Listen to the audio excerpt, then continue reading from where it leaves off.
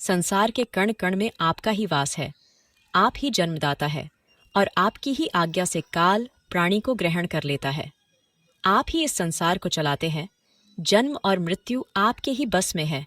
किंतु हे प्रभु, कौन सी स्त्री को संतान सुख प्राप्त नहीं होता है? किस कारण से बालक की गर्भ में ही मृत्यु हो जाती है?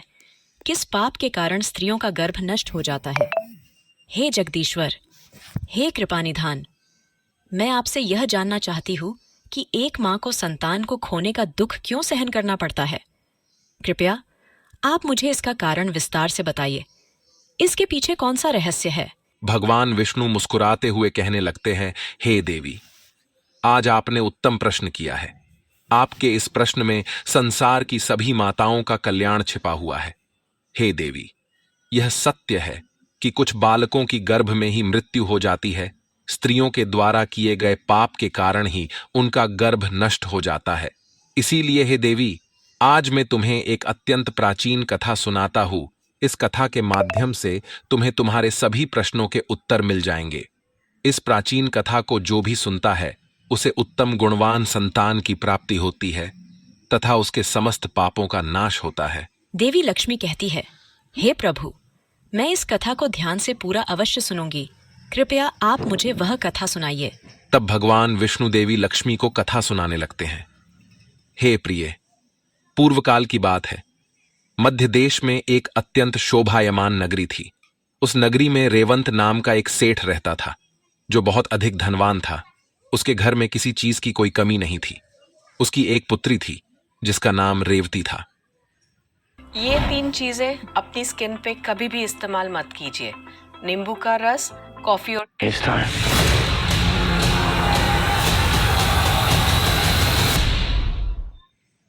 उस सेठ ने अपनी पुत्री का विवाह एक दूसरे नगर में रहने वाले वैश्य के पुत्र के साथ कर दिया। रेवती अपनी पति के साथ रहने के लिए ससुराल में चली गई। ससुराल में जाने के बाद उसके ससुराल वाले रेवती के साथ बहुत प्रेम और सम्मान के साथ आचरण करने लगे। रेवती अपने ससुराल में बहुत प्रसन्न थी। रेवती की सास का नाम सुनंदा था, जो स्वभाव से अत्यंत क्रूर और दुष्ट स्वभाव की थी। रेवती दहेज में बहुत सारा धन लाई थी। इस कारण से सुनंदा रेवती का झूठ मूठ का सम्मान करती थी, उसे मीठी मीठी बातें करती थी और अपने मायके से कुछ न कुछ लाने को कहा करती थी। रेवती अपनी सास की बात मानकर अपने पिता से कहकर वह घोड़े, गायें, बैल, अनाज, वस्त्र आदि चीजें मंगवाया करती थी और उसके पिता भी सब कुछ खुशी खुशी उसे दे भी दिया करते थे। रेवती की सास का लालच बढ़ता ही जा रहा था। वह रेवती के मायके का सब कुछ हड़पना चाहती थी, लेकिन भोली भाली रेवती इस बात से अनजान थी। वह उसकी सास की मीठी मीठी बातों से जल्दी ही प्रसन्न हो जाती और उसकी हर बात को मान लिया करती थी। रेवती का पति संजय स्वभाव से भोला भाला था और अपनी मां की हर आज्ञा का पालन करता था।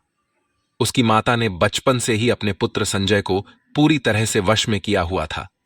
इसीलिए संजय कभी अपनी मां की आज्ञा का उल्लंघन नहीं करता था। रेवती को उसके ससुराल में सभी का बहुत प्रेम मिलने लगता था, जिससे रेवती बहुत ही खुश रहने लगी थी। उसके पिता भी रेवती को खुश देखकर बहुत प्रसन्न थे और वे अपनी बेटी को प्रसन्न देखने के लिए हर वस्तु का त्याग करने के लिए तैयार थे। इस प्रकार से अनेक माह बीतने के बाद रेवती गर्भवती हो गई। जब यह बात उसकी सास को पता चली तो वह बहुत ही खुश हो गई। उसने तुरंत ही रेवती के माता पिता को इस बात की सूचना दी और साथ ही बड़ी बड़ी वस्तुओं की मांग की। रेवती के पिता इस समाचार को सुनकर प्रसन्न हुए और फिर वे बहुत सारे वस्त्र, अन्न धान्य, मिठाइयां और आभूषण लेकर रेवती के ससुराल में पहुंच गए। वहां पर उनका बड़े प्रेम और आदर के साथ स्वागत किया गया। रेवती भी अपने पिता को देखकर बहुत प्रसन्न हुई। फिर कुछ समय रुककर रेवती के पिता उसी दिन अपने घर लौट गए। अनेक दिनों तक रेवती का गर्भ बढ़ता गया और रेवती की सास भी उसका बहुत अच्छी तरह से ख्याल रखने लगी। लेकिन कुछ ही दिनों के बाद ऐसी दुर्घटना घटी जिससे रेवती का जीवन दुखों से भर गया। उसके हंसते खेलते जीवन में अचानक से अंधकार छा गया। एक दिन अचानक ही रेवती का गर्भ गिर गया, जिससे रेवती की सास बहुत क्रोधित हो गई और फिर रेवती को ताने मारने लगी। अरे पापिनी, सच सच बता, तूने कौन सा पाप किया है? कुल का नाश करने वाली, कलंकिनी, तूने अपने ही बच्चे को खा लिया। जन्म देने से पहले ही उस बच्चे को मार डाला। मेरे तो कुल का विनाश ही कर डाला तूने। अरे दुष्टा, तू तो हमारे घर को बर्बाद करने के लिए ही आई है। तुझे देखते ही मुझे समझ में आ गया था कि तू हमारे कुल को नष्ट कर डालेगी। इस प्रकार से रेवती की सास उसे बहुत ताने मारने लगी, जिससे रेवती दुखी और उदास हो गई और कहने लगी, सासू माँ, इसमें मेरा क्या दोष है? मुझे समझ में नहीं आ रहा कि ऐसा किस लिए हुआ। मैं निर्दोष हूँ, मैंने कोई पाप का कार्य नहीं किया है। लेकिन रेवती की सास को उस पर थोड़ी भी दया नहीं आई और वह कहने लगी, अरे दुष्टा, पापिनी, कुलटा, चंडालिनी, तूने अवश्य कोई पाप किया है जिससे तेरी संतान गर्भ में ही मर गई। कुलटा और पापिनी स्त्रियों के बच्चे पेट में ही मर जाते हैं। उसके बाद से रेवती की सास उसके साथ बहुत बुरा व्यवहार करने लगी। उसे बात बात पर ताने मारने लगी, उसे भला बुरा कहने लगी। अब उसकी सास उससे ठीक से बात भी नहीं करती थी। दिन भर घर का सारा काम करवाने लगी।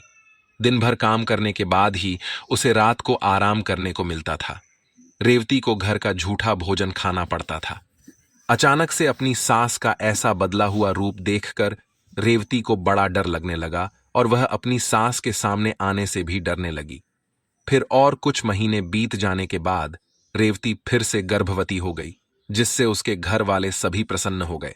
लेकिन रेवती की सास को उतनी खुशी नहीं हुई। वह उसे ताना ही मारा करती थी। एक बच्चे को तो खा गई, पता नहीं अब इसे भी जीवित रखेगी या खा जाएगी। इसका कोई भरोसा नहीं। ये तो डायन है, डायन। मेरा बेटा एक चुड़ैल से शादी करके उसे घर पर लाया है। लेकिन रेवती चुपचाप सहन करती रही।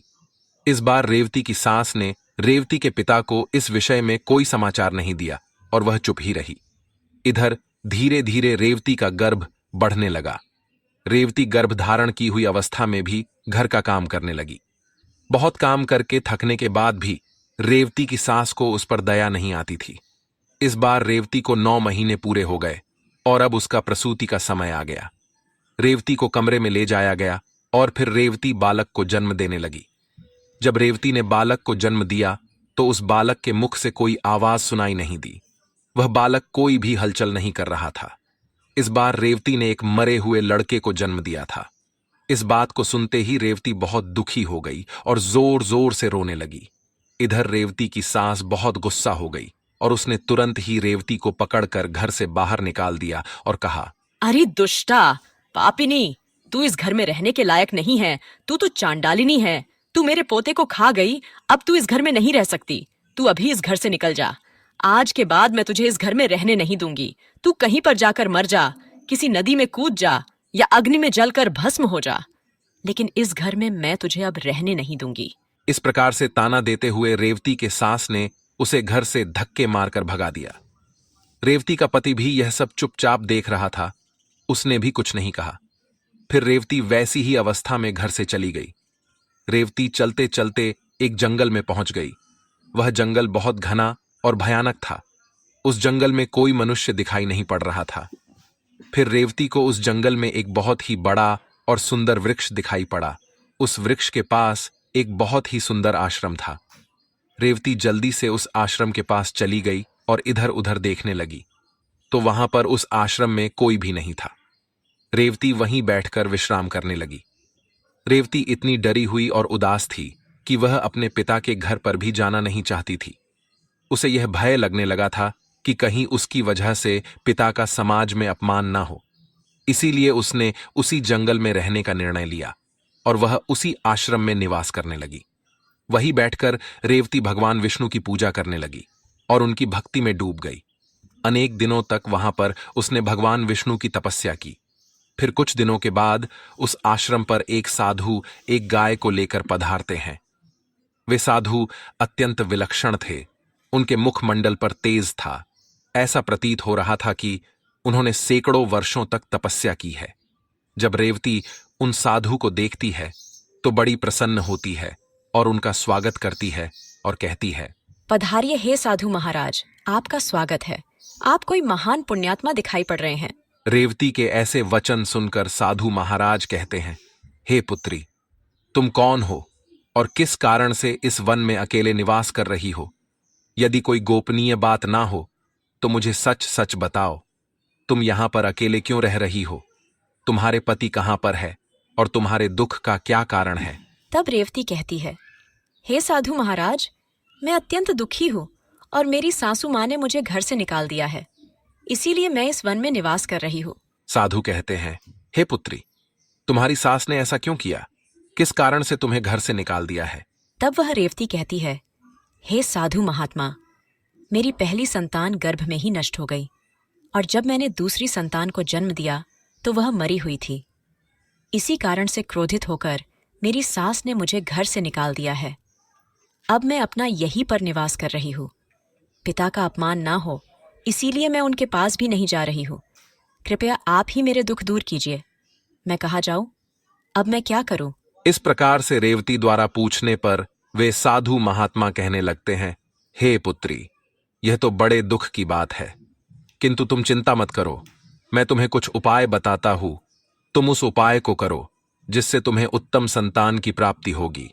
तुम इस गाय को अपने पास रखो, इसकी सेवा करो। इसकी सेवा करने से तुम्हें उत्तम संतान सुख प्राप्त होगा। अब मैं तुम्हें गर्भ धारण की हुई स्त्री को जिन नियमों का पालन करना चाहिए उस विषय में बताता हूं, इसे तुम ध्यान से सुनो। हे पुत्री, किसी भी स्त्री को मासिक धर्म के दौरान पति के साथ संबंध स्थापित नहीं करना चाहिए और पति को स्पर्श भी नहीं करना चाहिए। इससे संतान गर्भ में ही गिर जाती है। गर्भ धारण की हुई स्त्री को भगवान की पूजा में तत्पर रहना चाहिए। उसके मुख पर सदैव ही प्रसन्नता होनी चाहिए। गर्भ धारण की हुई स्त्री को कभी दुखी और निराश नहीं रहना चाहिए। उसे बुरे आचरण वाली स्त्री से दूर रहना चाहिए। उनसे बातचीत नहीं करनी चाहिए। एक गर्भवती स्त्री को कभी दूसरों के घर का भोजन नहीं करना चाहिए। गर्भिणी स्त्री को सूप की हवा से बचकर रहना चाहिए। सूप की हवा लगने से भी गर्भ का नाश होता है। गर्भ धारण की हुई स्त्री को कभी ऐसी वस्तु के दर्शन नहीं करने चाहिए जिसे देखने पर मन में घृणा निर्माण हो। उसे भयानक और डरावनी कथाएं भी नहीं सुननी चाहिए। गर्भिणी स्त्री को अत्यंत गर्म भोजन नहीं करना चाहिए। पहले का किया हुआ भोजन जब तक अच्छी तरह से पच नहीं जाता तब तक दोबारा भोजन नहीं करना चाहिए। जिस स्त्री के बच्चे होकर मर जाते हो अथवा जो स्त्री वंध्या हो, ऐसी स्त्री से संपर्क नहीं करना चाहिए। जो भी स्त्री इन नियमों का पालन करती है वह उत्तम पुत्र को प्राप्त करती है। जो स्त्री इन नियमों का पालन नहीं करती उसका गर्भ गिर जाता है अथवा उसका निरोध हो जाता है।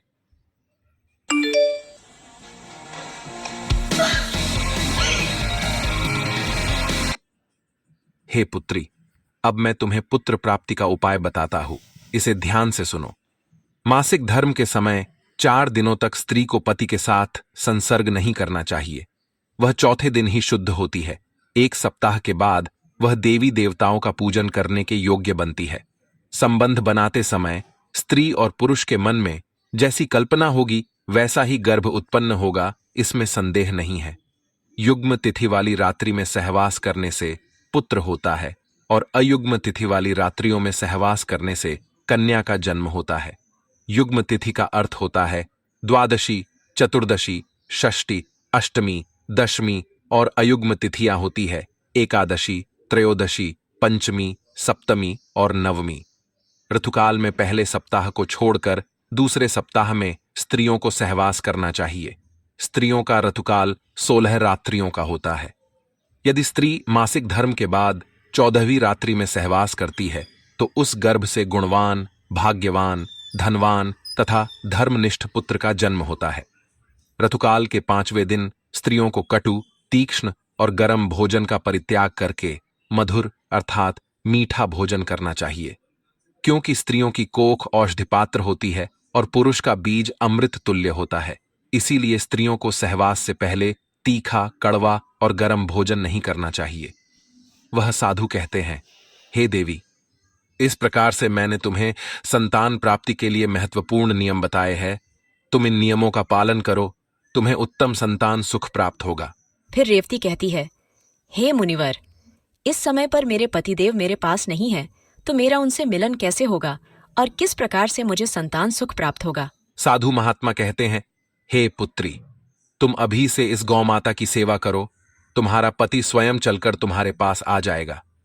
इतना कहकर वे साधु महात्मा उस स्थान से अंतर्ध्यान हो जाते हैं। उन साधु को अचानक से अदृश्य हुआ देखकर रेवती आश्चर्यचकित हो जाती है। उसे समझ में आ जाता है कि साक्षात भगवान ही उसे दर्शन देने आए थे। फिर रेवती नित्य उस गाय की सेवा करने लगती है। रोज सुबह उठकर वह गाय को चारा डालती है और भगवान विष्णु की आराधना करने लगती है।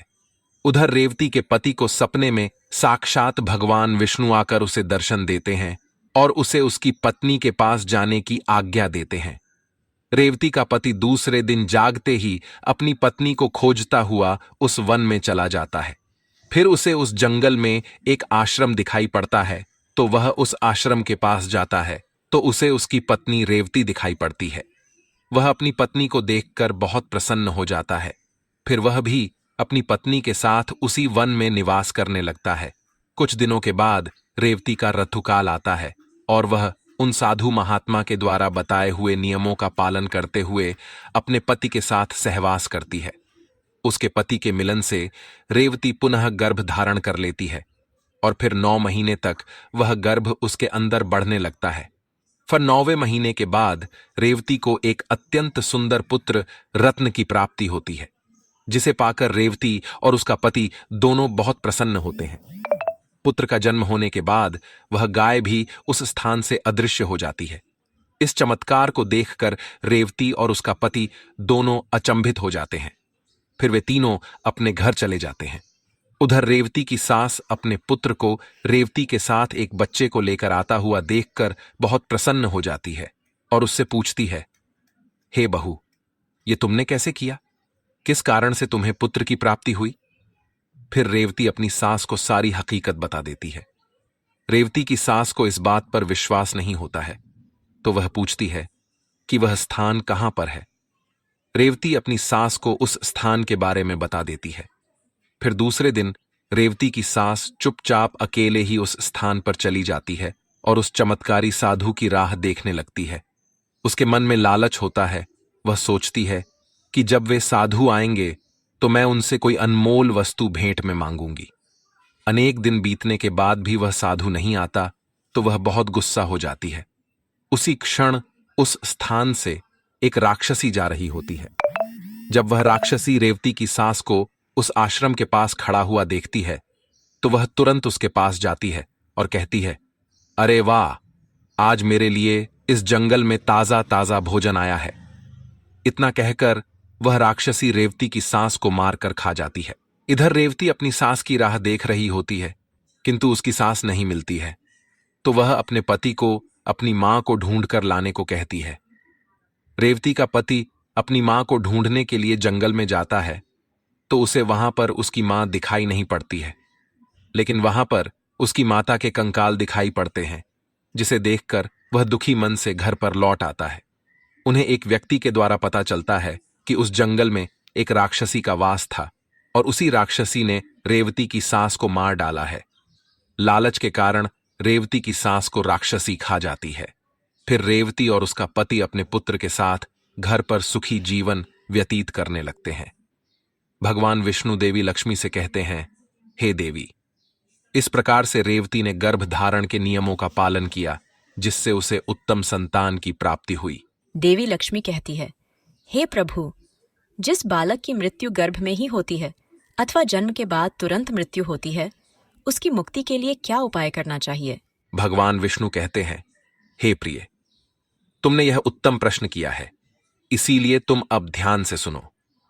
यदि स्त्री का गर्भपात हो जाए अथवा गर्भ में ही बालक की मृत्यु हो जाए तो जितने महीने का वह गर्भ होता है उतने दिनों का सूतक माना जाता है।